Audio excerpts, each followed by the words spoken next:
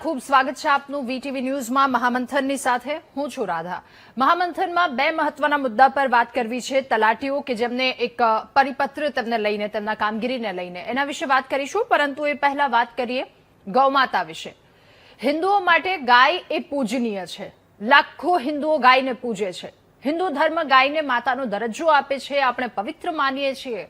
આપણે અનેક રીતે એ ગાય આપણને ઉપયોગી પણ છે, પરંતુ માનવી એ સમયની સાથે સાથે બદલાતો ગયો।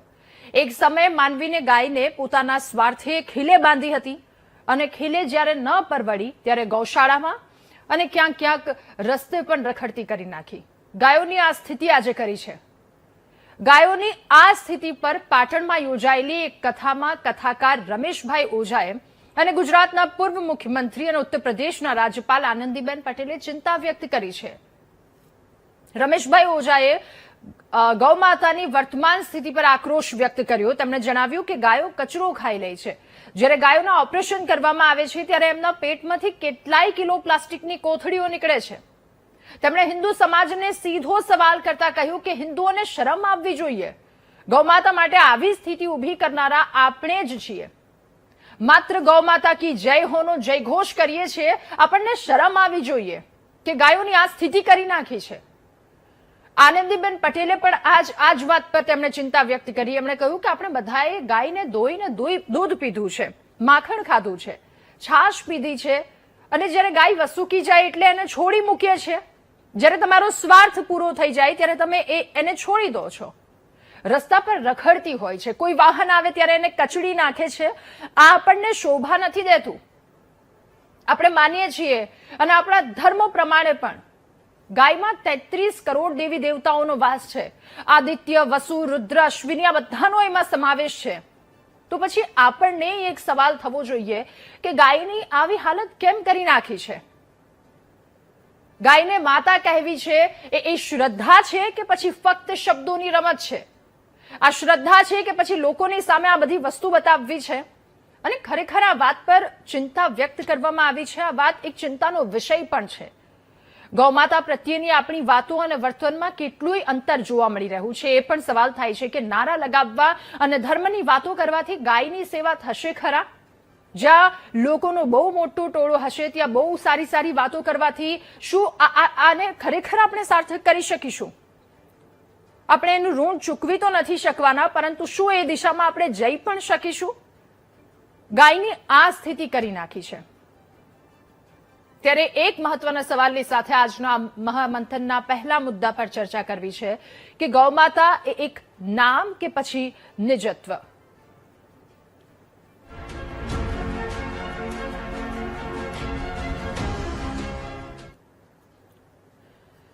ત્યારે રાજ્યભરમાં કેટલી એવી અકસ્માતોની ઘટના ઘટે છે જે અકસ્માતમાં ગાયના મૃત્યુ નિપજે છે। અને જે રીતે ચિંતા વ્યક્ત કરી એ રીતે કે ઓપરેશન કરવામાં આવે ત્યારે કેટલાય કિલો કોથળી એ પ્લાસ્ટિક એમાંથી નીકળે છે। એટલે એક સમય હતો જ્યારે આપણે ગાયને સર્વસ્વ માનતા હતા, પૂજા કરીએ છીએ। આજના સમયમાં પણ આપણે કરીએ છીએ, પરંતુ આ સ્થિતિમાં આટલું બધું અંતર કેમ જોવા મળી રહ્યું છે? પહેલાનો એ સમય કે જ્યારે લોકો ગાય વેચતા પણ નહોતા। પહેલાનો એ સમય જ્યારે એવું કહેવામાં આવતું હતું એકવાર ઘરમાં ગાય આવી પછી એ મૃત્યુ ન પામે ત્યાં સુધી ઘરની બહાર ન નીકળે, એટલે એને વેચવામાં નથી આવતી, અથવા તો આવી રીતે આ દશામાં તો ગાય પહેલાના સમયમાં હતી જ નહીં। અત્યારે ગાયની માલિકી છે। ગાય પરત રાત્રે ઘરે આવે છે, પણ ફરી એકવાર એ બીજે દિવસે રોડ ઉપર રખડતી જોવા મળે છે। અને શું ખાય છે? પ્લાસ્ટિકની બધી વસ્તુ ખાય છે। એટલે ગાયની આ સ્થિતિ છે, ગાયની આ હાલત છે, અને આ હાલત માટે આપણે સૌ કોઈ માનવીઓ જવાબદાર છીએ। આપણને ગાય નથી પોસાતી। જો કે શહેરીજનોની વાતમાં એમની વાત કરીએ તો પ્રેક્ટિકલી કેટલાક એવા મુદ્દાઓ છે જ્યાં પોસિબલ નથી, પરંતુ જ્યાં છે ત્યાં આ દશા કેમ કરી દેવામાં આવી છે? ત્યારે આ દુર્દશા પર ઉત્તર પ્રદેશના રાજ્યપાલ આનંદીબેન પટેલે પણ દુઃખ વ્યક્ત કર્યું છે અને કથાકાર રમેશભાઈ ઓઝાએ પણ આક્રોશ વ્યક્ત કર્યો છે। તેમણે શું કહ્યું એ સાંભળીએ।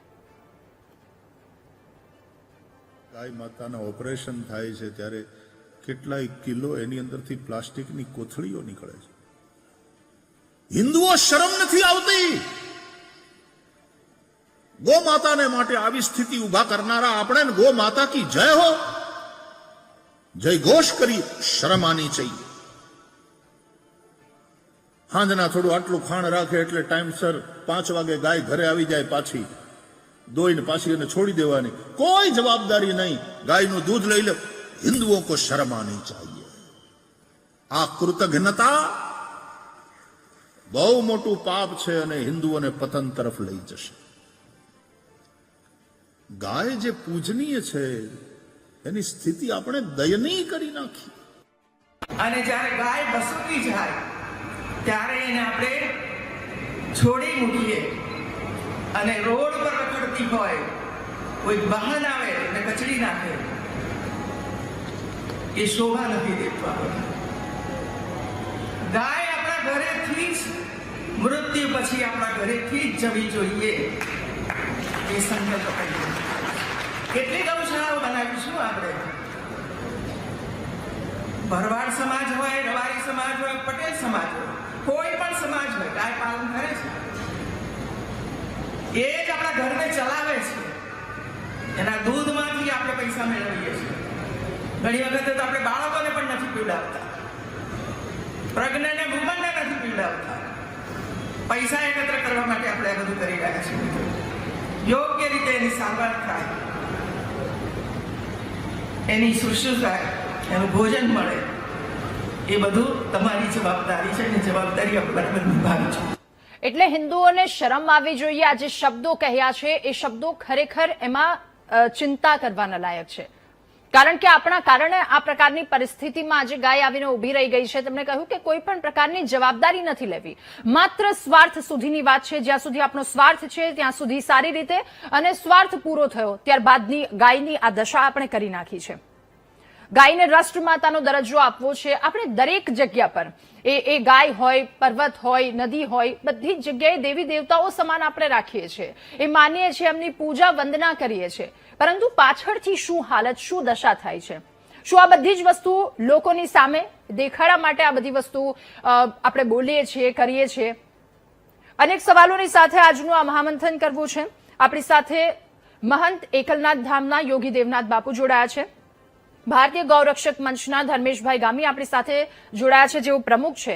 અને મહંત શ્રી સૂર્યનારાયણ મંદિર તરઘડિયાના હરિહરાનંદ ગિરી બાપુ પણ આપણી સાથે જોડાયા છે. આપનું ખૂબ સ્વાગત છે મહામંથનમાં. શરૂઆત યોગી દેવનાથ બાપુ આપનાથી કરવી છે. બાપુ, અહીંયા ચિંતા વ્યક્ત કરવામાં આવી છે રમેશભાઈ ઓઝા, કે જેમણે કહ્યું કોઈ પણ પ્રકારની જવાબદારી નથી, હિન્દુઓને શરમ આપવી જોઈએ. આપણે એ પર્વત હોય, નદી હોય, ગાય બધી જ પૂજનીય માનીએ છીએ, આપણે પૂજા કરીએ છીએ. પણ વાસ્તવિક સ્થિતિ શું છે? એ સ્થિતિ એમને પાટણની એ સભામાં, પાટણની એ સપ્તાહમાં એમણે કહ્યું કે આપણે ગાયની શું હાલત કરી નાખી છે. એ વાસ્તવિકતા શું છે? જવાબદારી ક્યાં ભૂલી ગયા છે? શું કહેવું આપનું? ચોક્કસ રાધા, ભાઈશ્રીની વાતોમાં બિલકુલ સત્યતા છે ને એમાં કોઈ વાતને નકારી ન શકાય કે આપણે ગાયને ગાય માતા તો કહેતા હોઈએ છીએ, ગાયને માતાનો દરજ્જો આપ્યો છે, પણ હકીકત એવી છે કે આજે ગાય માતા ગલી ગલી એથી ચાડીઓ ચાટતી હોય છે.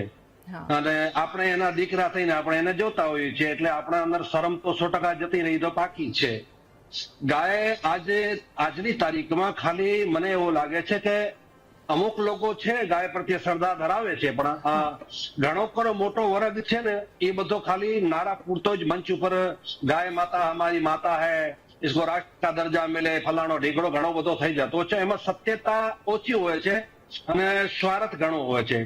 અને રાધા, હું થોડા દિવસ પહેલાની વાત કરું, 3-4 મહિના પહેલે મેં ભુજની અંદર 9 દિવસ અનશન કરેલો ગાયને રાજ્ય માતાનો દરજ્જો આપવા માટે. અને એમાં અમારા સંતોને સરકારે તેડાવ્યા, એને સાથે બાંયધરી આપી કે ભાઈ અમે થોડા ટૂંક ટાઈમમાં એને ગાયને રાજ્ય માતાનો દરજ્જો આપશું. અને અમે મુખ્યમંત્રી બાંયધરી આપી એટલે અમે ત્યાંથી ઉભા થયા.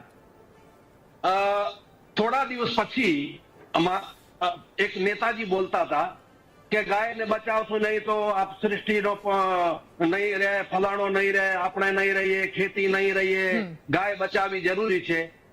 મેં આંદોલન કર્યો ને એનાથી નેતાજી ખાલી 15 કિલોમીટર દૂર હતા. અમારા અનશન નો ઉપર એક દિવસ ના આયા.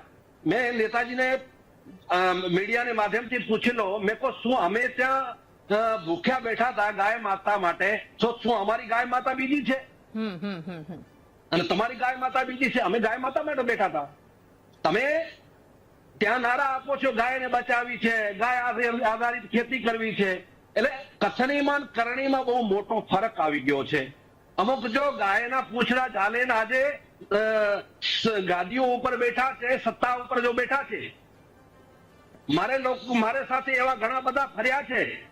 ગાયને વિશ્વ માતા જાહેર કરો, ફલાણો કરો. 2009 ની અંદર ગાય વિશ્વ મંગલ ગોગ્રામ યાત્રા નીકળેલી, એમાં મારા સાથે ઘણા બધા નેતાઓ ગામો ગામ સંકલ્પ લેવડાયા, ગાયના રાષ્ટ્રમાતાની જાહેર કરવી છે, જાહેર કરશે. જયારે ટાઈમ આવ્યો, એને જ કામ કરવાનો આવ્યો, ત્યારે થઈ કે ભાઈ અમારાથી નહીં થાય. ગાયને અમે માનીએ છીએ પણ અમારાથી નહીં થાય. તો તમે કેવી રીતે માનો છો ભાઈ? એટલે કથનીમાં કરણીમાં બહુ મોટો અંતર છે. રાધા, એક બીજો કહું છું, હું અહીંયા જ્યાં રહું છું એનાથી જો ધોળાવીરા જો ખડીર વિસ્તાર છે, એને એ ધોળાવીરા ખડીર વિસ્તારને લોકોને તાલુકા મથકે જવા માટે 150 થી 170 કિલોમીટર જાવતો એને પડતો હતો. એટલે અમે ઘણા વર્ષ 2006 માંથી મોહિમ ચલાવી, ખાલી 22 કિલોમીટર રણ ને વચ્ચે રસ્તો બની જાય તો એ લોકોને તાલુકે પહોંચે ખાલી 60 કિલોમીટર થાય, એટલો જ થાય. એમાં અમે 18 વર્ષ લડત ચલાવી. તો વિષય શું હતો કે અભયારણ્ય ઘુડખર આવે છે કે ઘુડખરને બચાવવા છે. હું એમ નથી કહેતો કે આપણે ઘુડખરને નથી બચાવવા. શું ઘુડખર તમારા માટે મહત્વનો થઈ ગયો અને ગાય તમારા માટે કઈ નહીં? એટલે આ તો આજની તારીખમાં ભાઈશ્રી વાત સાથે હું 100% સહેમત છું. બિલકુલ આજની તારીખમાં આપણે ગાયને ખાલી એક મંચ પૂરતી લઈ આવ્યા છીએ, નારા પૂરતી લઈ આવી છે. સત્યતા બિલકુલ અલગ છે. બિલકુલ વ્યક્તિને પાસે 4 ગાડીઓ રાખવાની જગ્યા છે, ગાડીઓ રાખવાની 4 ગાડીઓ રાખવાની એને પાસે જગ્યા છે, પણ એને પાસે એક ગાય બાંધવાની જગ્યા નથી. એને 10 ઘરે ભેંસો રાખે છે, એ 10 ભેંસો બાંધે છે, પણ એક ગાયને બાંધતો નથી. એટલે જો આ જૂઠનો વિષય છે એને સાઈડમાં મૂકવો પડશે, સત્યતા ઉપર આવવો પડશે. અને તમે સત્યતાને સ્વીકારશો ત્યારે જ આપણે ગાયને બચાવી શકશો. ખાલી નારા આપશો ગાય હમારી માતા હૈ, ગાય કો બચાના હૈ, એમાંથી ગાય નહીં બચે. અને 100% હું પણ એમાં સામેલ થઉં છું કે અમે હિન્દુના દીકરા થઈ અને ગાય જયારે એથી ચાટતી હોય અને અમે માં કહેતા હોઈએ તો આનાથી મોટી શરમ શું હોઈ શકે? બિલકુલ સાચી વાત છે બાપુ. અને જે પરિસ્થિતિ આપણે કરી નાખી છે, સૌ કોઈએ જેટલા જવાબદાર લોકો છે એ પરિસ્થિતિ આપણે દયનીય કરી નાખી છે. ધર્મેશભાઈ, હવે આપની પાસેથી એ જાણવું છે, સમજવું છે કે આપણે માં કહીએ છીએ તો શું ખરેખર કોઈ વ્યક્તિ એની માં કે જેમની હાલત આવી થવા દે, રસ્તે રખડતી હોય?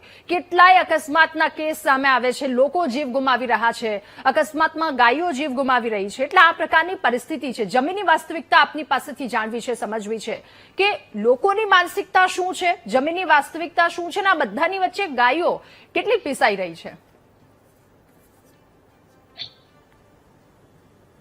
ખૂબ દયનીય પરિસ્થિતિમાં અગર કોઈ જીવતું હોય તો આજની તારીખમાં ગુજરાતની અંદર ગાયો સૌથી ખતરનાક પરિસ્થિતિમાં જીવે છે. ગૌવંશ આટલો સખત કાયદો હોવા છતાં પણ જે ગૌવંશની સ્થિતિ છે એ ખૂબ જ દયનીય છે.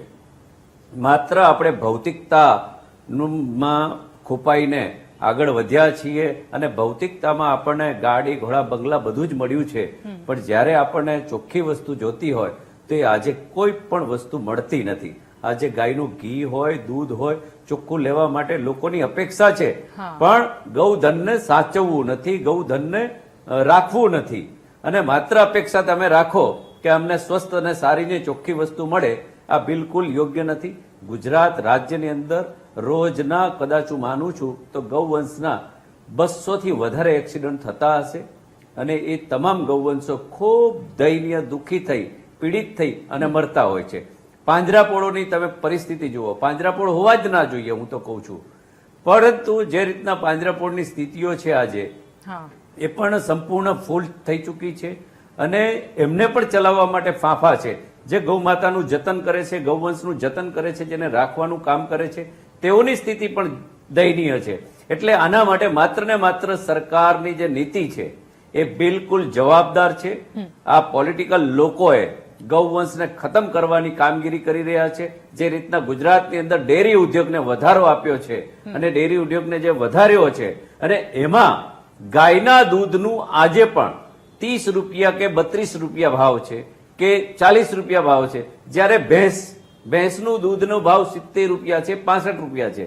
આ ભેંસની તો મહત્વ જ નહીં ભારતની અંદર, પરંતુ આ ભેંસ આવવાથી જે ગાયનું પતન ધીરે ધીરે થઈ રહ્યું છે એ માત્ર ને માત્ર ગૌ માતાના નારા સાથે જ જોડાયેલું છે.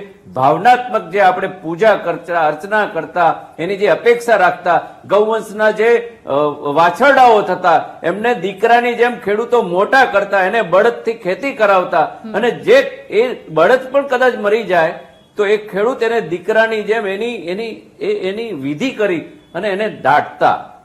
એટલે આ સ્થિતિ હતી. હવે આપણે જોઈ છે, પરંતુ આજની તારીખમાં ગાય ભાંગેલી પડી હોય, ગાય માંદી પડેલી હોય, કોઈ તમે 2-5 વ્યક્તિને કહો કે તમે અમને હાથ લગાડો, ગાડીમાં ઉપડાવડાવો, તો પણ કોઈ તૈયાર નથી. એવી સ્થિતિમાં આજની તારીખમાં આ ગૌ માતા છે. ગૌ માતા માટે પૂજ્ય ભાઈજીએ અને જે માનનીય રાજ્યપાલ આનંદીબેને જે રીતનું દુઃખ વ્યક્ત કર્યું છે, અને જે સંતો પણ જે લડી રહ્યા છે કે ગાયની સુરક્ષા થાય, રક્ષા થાય, ગૌ રક્ષકો લડી રહ્યા છે, ગૌ પ્રેમીઓ છે, એમની સંખ્યા ખૂબ ઓછી છે. માત્ર નારામાં જે પોલિટિકલ લોકો, પોલિટિકલ પક્ષો ઉપયોગ કરીને સત્તા પર બેસી અને જે ખાલી ગૌ માતા, આજે ગૌચર ક્યાં છે? જે લોકો પશુધન પાળે છે એમને પણ કેટલા હેરાન કરવામાં આવે છે. અને શહેરો બન્યા, એ શહેરો બન્યા પછી જે ગૌ માતાની સ્થિતિ થાય છે એ પણ જુઓ આપ, ગૌચરો છે નહીં. એટલે ગાયોને રાખવા માટે, રખડવા માટે, જીવાડવા માટેની જે વ્યવસ્થા હોવી જોઈએ એ ક્યાંય પણ નીતિની અંદર નથી. એટલે સ્થિતિ જુઓ કે સ્થિતિ આ છે. એટલે ગૌ માતા માત્ર નારો છે, અને એ પણ ખોટી ખાલી વાહવાઈ લેવા પૂરતું છે. ઓકે, હરિહરાનંદ ગિરી બાપુ, હવે આપની પાસેથી જાણવું છે, સમજવું છે. આપણા ગ્રંથોમાં અને આપણા ઇતિહાસમાં એવું કહેવામાં આવ્યું છે, પ્રયત્ન કીર્તિમ અપાવૃશું. તમારા ઇતિહાસને જાણો, અને ક્યાંક ક્યાંક એ બધી વસ્તુ વિસરાઈ ગઈ છે. અને આમાં જ ભાઈશ્રીએ એ પણ કહ્યું છે કે ભગવાન શ્રી કૃષ્ણ એની માતાને એવું કહેતા હતા કે હું કેમ ચપ્પલ પહેરું, ગાયોએ નથી પહેર્યા. એ નાના હતા ત્યારની વાત. અને ગોપાલ એમનું નામ પણ છે, ગોપાલ નામ રાખવું એટલે સૌથી પ્રિય ભગવાન શ્રી કૃષ્ણ નામ. અને લોકો પણ એટલું માનતા હતા, એટલું માન સન્માન આપતા હતા. પરંતુ આજની દશા શું થઈ ગઈ છે? એટલે શું ખરેખર આપણે એમના સંતાન છીએ, અથવા તો બતાવવા માટે આ બધી વસ્તુ કરવામાં આવી છે? આખું એ ચિત્ર આપની પાસેથી સમજવું છે. અને એ પણ કે આજે એટલા બધા કેવી રીતે આગળ વધી ગયા, કેમ કે શહેરી એ આખી સ્થિતિ છે જ્યાં ક્યાંક આ વસ્તુ પોસિબલ પણ નથી. તો શું કરી શકાય કે જેના કારણે ગાયોની એટલીસ્ટ આ સ્થિતિ તો ન જ થાય?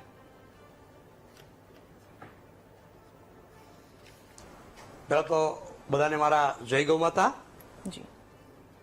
કૃષ્ણ ભગવાન જન્મા ત્યારે આપણો વ્યવહાર જે હતો એ જ ગૌધન હતું. આપણી જે અમીરિયાત છે, આપણે કેટલા સુખી સંપન્ન છીએ, એ વસ્તુ જ આપણી ગૌધન ઉપરથી, કેટલું કોની પાસે ગૌધન છે એની ઉપર નિર્ભર થતું હતું. પણ એ વાત તો કૃષ્ણ ભગવાન અને પુરાણી થઈ ગઈ. અત્યારે હાલ આપણે મોટા ભાગના લોકો ફક્ત ને ફક્ત જેમ મારા આગળના વક્તાઓએ કીધું, બાપુએ કીધું એ રીતના ગૌ માતાને ફક્ત નારામાં જ રાખવામાં આવે છે. અને આ જ પરિસ્થિતિ રહી તો આવનારા 5 કે 10 વર્ષ પછી ગૌ માતા છે એ ફક્ત ગૌશાળાઓમાં જોવા મળશે. જેમ અન્ય પ્રાણીઓને આપણે જોવા માટે પ્રાણી સંગ્રહાલયમાં જવું પડે છે, એ પરિસ્થિતિ આજે ગૌ માતાની થવા જઈ રહી છે. અને જેમ રમેશભાઈ ઓઝાએ કીધું કે આપણે શરમ અનુભવવી જોઈએ, તો અમુક દાખલાઓ એવા મારી પાસે છે કે ગૌ રક્ષકો ઘણી વખત ટ્રક રોકતા હોય છે, અને ટ્રકમાંથી જો સારી ગાયો હોય અને એ લઈ જવા માટેનો જો એને અનુકૂળતા આવે તો એ ટ્રકને જવા દેતા હોય છે. અને જો ના જવા દે તો આ લોકો ગૌશાળા કે પાંજરાપોળની અંદર આ જે ગૌવંશ છે કે ગૌ માતા છે એને છોડી આપતા હોય છે. તો અમારી ગૌશાળામાં આવી રીતના 100 થી 150 કતલખાને જતા પશુઓને ગૌરક્ષકો છોડી આવેલા છે. પરંતુ ગૌરક્ષકો પછી આ ગૌશાળાની અંદર ક્યારેય મુલાકાત લેવા નથી આવતા. આ ગૌવંશનો શું પરિસ્થિતિ છે, આ ગૌ માતાની શું પરિસ્થિતિ છે, કે અહીંયા કઈ દાનની જરૂરત છે કે નથી, કોઈ દાતાશ્રીઓને મોકલવા, કે આ બધું ફક્ત પોતાનું મીડિયાની અંદર નામ આવવું જોઈએ, પોતાની વાહવાહી થવી જોઈએ, કે ફક્ત ગૌ માતાના નામે પોતાના રોટલા છેકાવા જોઈએ. મોટા ભાગે આવું થઈ રહ્યું છે બેન. ઓકે, યોગી દેવનાથ બાપુ, ફરી એકવાર આપની પાસે જે વાત કરી કે ગાયો પ્લાસ્ટિક ખાય છે અને ઓપરેશન કરીએ તો કિલો પ્લાસ્ટિક, એટલે એની હાલત કેટલી દયનીય થાય એ આપણે અંદાજ લગાવી શકીએ. પરંતુ સાથે જો એવું ઈચ્છતા હોય માનવ તરીકે આપણે કે કંઈક શુદ્ધ ખાઈશું, તો એ આપણે ભૂલી જવું પડશે, કારણ કે ભેળસેળ વાળું ચારે તરફથી બધું મળી રહ્યું છે. અને બીજો સવાલ આપને પણ એ જ પૂછવો છે કે એક તરફ શહેરી આખું વાતાવરણ, ભાગદોડ વાળી જિંદગી છે, એમાં પણ ગાયોને રાખવી ખૂબ વધારે મુશ્કેલ થઈ જાય. તો હવે લોકોએ શું કરવું જોઈએ કે જેમની પાસે ગાય છે એમને શું ખાસ ધ્યાન રાખવું જોઈએ કે જેના કારણે આવી સ્થિતિ ન આવીને ઉભી રહે? રાધા, આજે મારે પાસે ગાયો છે, 250 ગાયો છે, 250 તો 300 મારે પાસે ગોધન છે. એને નિભાવવા માટે મારે કેટલી બધી જહેમત ઉઠાવવી પડે છે ને એ મારો જીવ જાણે છે. કેમ કે પહેલી વાત તો એવી છે કે મારે ગાયોને લઈ ક્યાં જાવી, ગાયોને ચારવી તો ખરી, ગાયોને લઈ ક્યાં જાવી, પહેલી વાત તો જગ્યાએ નથી રહી. ભાઈ બચાવો ક્યાં? તમારી પાસે તમારો ઘરે નહીં હોય તો તમારે રહેવો ક્યાં? એટલે ગાયો માટે ગાયોને રાખવી ક્યાં, પહેલો પ્રશ્ન તો એ ઉભો થાય છે. ગુજરાતની અંદર ગોપોષણ યોજના છે, ગાય દીઠ 30 રૂપિયા મળે છે. એ વાત સારી છે, સરકાર તરફથી આપવામાં આવે છે, સારી વાત છે, પણ પર્યાપ્ત નથી. બાજુમાં રાજસ્થાન રાજ્ય છે, એમાં 50 થી 60 રૂપિયા ગાયમાં આપવામાં આવે છે. મહારાષ્ટ્ર છે, એમાં 50 થી 60 રૂપિયા ગાયમાં આપવામાં આવે છે. ઘણા બીજા રાજ્યોમાં અગર આપણે કોઈ હોટલમાં જઈએ અથવા તો કે ધાબા ઉપર જઈએ, શું આપણે 30 રૂપિયામાં ધરાઈ જશું? આપણે માણસ છીએ ને, તોય આપણાના આજે 150 થી 200 રૂપિયા થાળી થાય છે. અને ગાય છે એને ઓછામાં ઓછા એક મણ કે 40 કિલો 2 મણ જોઈએ તો ગાય ચોખ્ખી રીતે થઈ શકે. અને 2 મણ સરો લેવા જાવ તો ઓછામાં ઓછા 250 થી 300 રૂપિયા થાય છે. તમારા 30 રૂપિયા આવે છે, 30 રૂપિયામાં શું ગાય ધરાઈ જાય? અને આ જો અત્યારે ગાયો બચેલી છે એટલી આ સમાજના જો આગેવાનો છે, સમાજના દાતારો છે, જો ગૌ પ્રેમીઓ છે, એ દાન આપે છે ત્યારે આ ગાયો એટલી જીવતી છે. અગર સરકારોને ભરોસે હોય તો હું તમને કહું છું, સરકારને ભરોસે 5 વર્ષ ગાયો રાખી લો. અગર તમને 2 ગાયો રાજ્યની અંદર મળી જાય તો મારું નામ ફેરવી નાખું. એક આપણે નાગરિક છીએ, માતા માનીએ છીએ, સાચી વાત છે, એની ચોક્કસ આપણો એક દાયિત્વ છે, આપણે કરવો જોઈએ. સાથે સાથે સરકારોને આપણે છૂટી છે ને, સરકાર માટે મત માંગ્યા છે, વોટ માંગવા ગયા છીએ ઘરે ઘરે. શું આપણે સરકારને કહી ના શકીએ કે ગાય અમારી માતા છે ને તમે પણ એમાં સમર્થન આપતા હતા અને તમે પણ નારા આપો છો દરેક મંચ ઉપર, ગાય હમારી માતા હૈ, ગાય કો વિશ્વ માતા બનાના હૈ. તો શું તમે ભૂલી ગયા છો? સત્તા ઉપર જાતે તમે ભૂલી જાઓ છો? અમે તમારા વિરોધક નથી, અમે તમારા સમર્થક છીએ, અમે તમારા સાથે હંમેશા ઉભા રહીશું. પણ શરત એ છે, જે કાર્ય કરવાના છે એ કરો. ગાય છે અમારા ધર્મને અંદર આવે છે, સનાતન ધર્મનો એક પાયો છે. અને તમે અગર ગાયો માટે કામ નહીં કરો તો સમય છે ને, સમય સમાજ જોવે છે, સમાજ જવાબ તમને આપી દેશે. એટલે એમાં ચોક્કસપણે એ કોઈ એવું ના કહી શકે કે સરકારોનો કઈ રોલ ના હોય. સરકારોનો રોલ 100% હોવો જોઈએ. કોઈ ચીજને બચાવવા માટે સમાજ તો આગળ આવે, સમાજ સાથે સાથે સરકારોને પણ આગળ આવવો પડે. સરકારો એમાં સમર્થન આપે તો જ થઈ શકે. ગાયને બચાવવી હોય તો સરકારો અને સમાજ સાથે મળીને આગળ આવશે તો જ બચી શકશે, ખાલી નારા પર નહીં બચે. બિલકુલ, એટલે પેલા મુખરા પહેરી રાખ્યા છે ને એને હટાવવા પડશે. લોકોની સામે સારું બોલવા માટે જે પહેરી રાખ્યું છે, એક બીજો વેશ ધારણ કર્યો છે, એ વેશને હટાવવો પડશે. ધર્મેશભાઈ, ફરી એકવાર આપની પાસે એ જ વાસ્તવિકતા જાણવી છે. હમણાં જ હરિહરાનંદ ગિરી બાપુએ કહ્યું કે કતલખાને લઈ જતી ગાયોના ટ્રકને પકડો છો ગૌરક્ષક તરીકે. કેટલાય આવા કિસ્સાઓ સામે આવ્યા હશે. હચમચાવી નાખનારો એકાદ એવો કિસ્સો આપ અમારા દર્શક મિત્રો સુધી શેર કરી શકો, એમની સાથે વાત કરી શકો અને એમાંથી કોઈ શીખ મળે કે કઈ નહીં તો કઈ નહીં, થોડુંક તો કરી શકીએ કે જેના કારણે આ સ્થિતિ ન થાય. ધર્મેશભાઈ. મોટા ભાગના ગૌરક્ષકો નિઃશુલ્ક રીતે કામ કરે છે.